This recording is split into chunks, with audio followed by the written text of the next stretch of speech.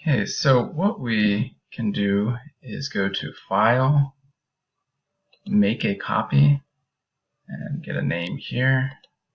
Okay. And this will create a copy of the data that now we can delete or do anything you want to. One really nice additional step would be to go ahead and import it directly into your spreadsheet. And the way that you could do that is right-click down here on this tab, set Copy to Existing Spreadsheet, because we want to put it in your spreadsheet for this class. And then we're going to